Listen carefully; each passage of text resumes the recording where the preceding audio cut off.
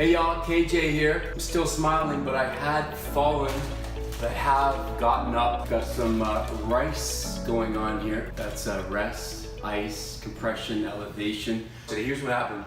So I was gonna bring my son and his friend to a local skate park. His friend's a scooter kind of guy, and actually he's quite good. He's going to be competing. My son just got a BMX bike, and he's really getting into it. I decided that I would go over to the skate park. My son wanted to show me it, so I said, okay, sure, whatever.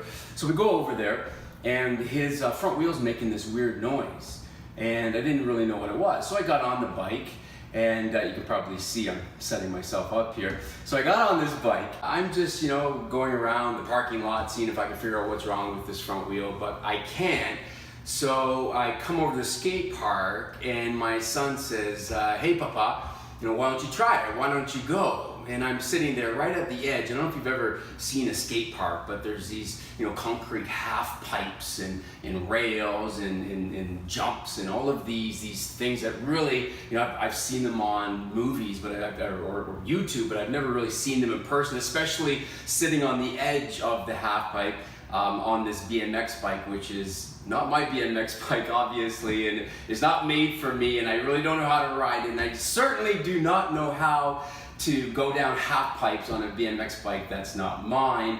But of course, with my son there looking at me being on the edge, so I decided to do it. And I went down the half pipe, I went right back up, and it went good. I actually got to the other side, I got on top, and I stopped, and I said, wow, that was kind of exhilarating. So I said, I'd like to try that again. So that's what I did. I went down the half pipe, came back up the other side, landed it, and wow, that was cool. So I started looking at the other things in this skate park. There was one thing, and I can't even describe it to you. It was sort of like a ramp of some kind, but as nobody was looking, I decided to take this ramp and try to jump off of it, and my front wheel dove down, and I basically went ass over end. So I basically was thrown onto the ground. Fortunately, I wasn't going too fast, but it definitely, it literally threw me on the ground. So I put out this arm, that was my shock absorber, because it was my head that hit next. When I got up, I was seeing birds flying around my head, Tweety birds, because I was a little bit concussed afterwards. So I was a little bit concerned about that, more so than I was about my shoulder. But after I shook it off, made sure nobody was looking.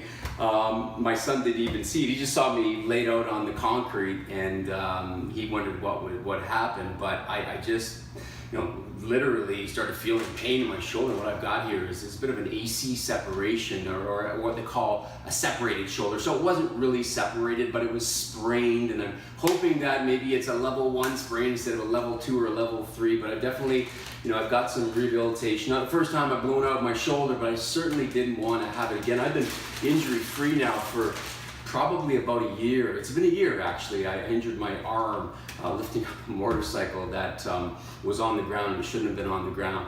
So yeah, I injured my arm about a year ago, but it's been 1 year of great training, injury-free, and darn, here I am again. So these are the things that are going through my head, all of these fears of what just happened. And I came home, my daughter's here, and my girlfriend Mandy's here, and they want to know what's happened. And I'm feeling defeated, I'm feeling deflated, and I don't want to tell them. I just told them I want to be alone, but they know something's wrong because I got ice over here, and I look a little bit spaced out. And the point of this whole video, and why I wanted to share it with you, because by no means is this anything like some of the things, the people that I love, that some aren't even here today, the things that they have had to go through in regards to trauma and health problems. Really, this is nothing. I get it, I know it. I think that the lessons that came out of it are applicable for any kind of setback, of any kind of fail that you have in life, or a fall in this case. And that is this, rule number 1. I had to make a decision Was I going to suffer or was I going to surrender? Because there's quite the difference between, a state of suffering and a state of surrendering.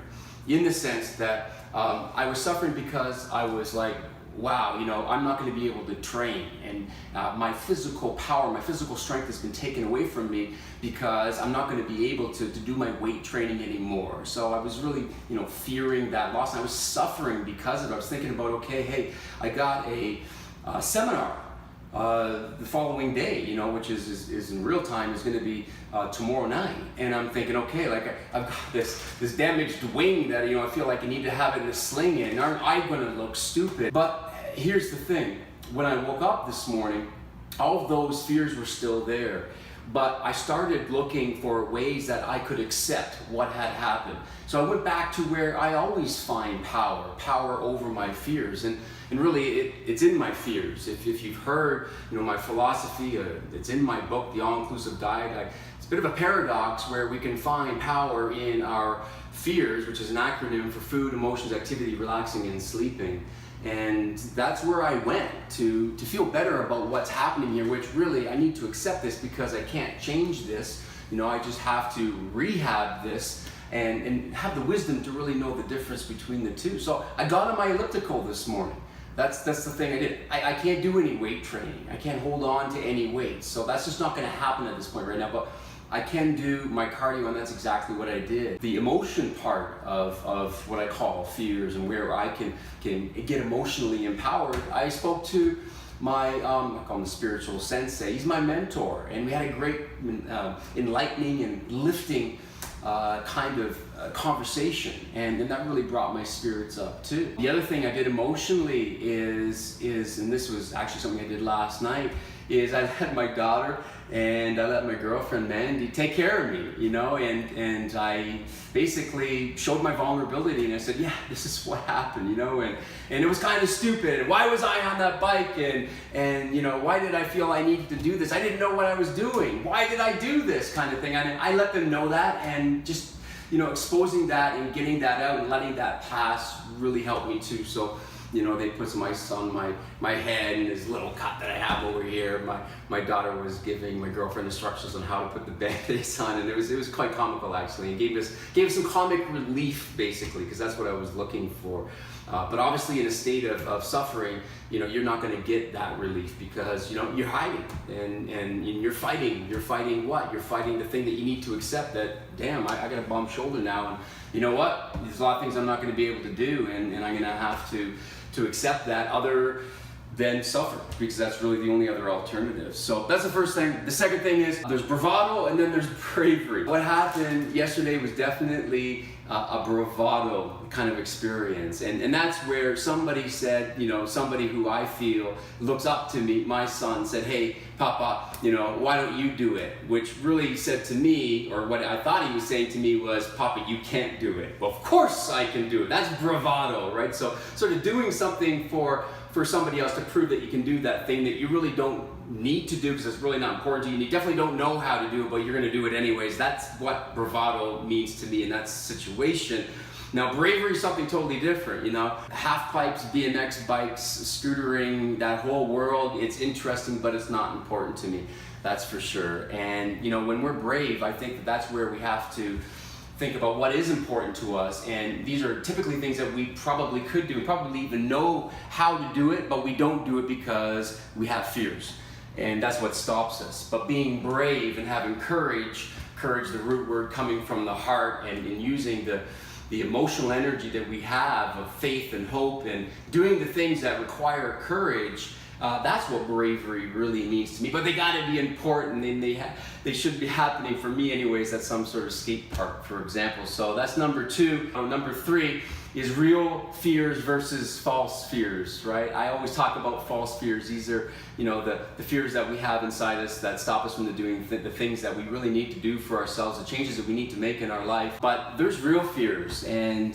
real fears is doing things that perhaps you don't know how to do, and you need to investigate a little bit more, before you go down that slippery slope or the slippery half pipe that I went down. So I'm laughing about it now. It's definitely something that I'm learning from, And the reason why I'm getting on here, and there's no studio, there's no lights, I'm just in my house, you know, Mandy's doing the video for me. I really wanted to get this out there because I've seen it so many times before where people unnecessarily suffer. I've seen it being a gym owner, as a personal trainer, as people get into motor vehicle accidents and these really traumatic kind of accidents where they have, you know, injuries that traumatize them, and I don't see them anymore. And they were doing so well. They were getting stronger emotionally and physically, and that's it for them.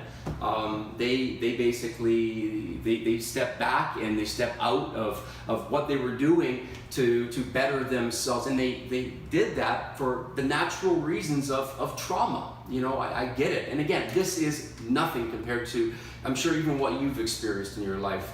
You know, different types of physical or even emotional traumas, but it's all the same, that we do have to make a choice. We have to make a choice, you know, are we going to get up or are we going to stay down? And if we stay down, you know where we are. We're in the emotional state of what we call depression, and it's a really ugly, dark place to be. Nothing grows there because it's very dark there.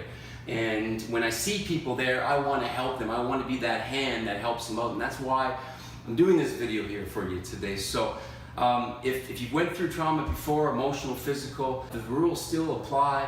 And if you're going through that right now, and you know you haven't went to where I know you can find power, which is the 5 facets of our life. We can find power in eating well. We can find power in emotional health and self-exploration, and just, you know, getting to know ourselves a little bit more, our real, true selves.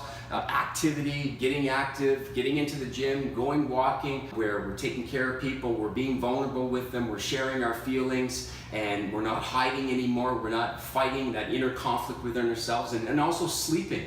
And getting enough rest. I got 9 hours last night because I know that's going to be really important to keep my head in the right place today, so that I don't get my head up my butt, okay, where I start thinking about all the things that I'm going to lose over the next few weeks, perhaps, as I'm going through this recovery period. I'm going to leave you with a quote here, and it is this, that success is always measured by the comeback, not by all the times we've failed or that we have fallen. So remember that, my friend. Until I see you the next time, you keep on aspiring to aspire.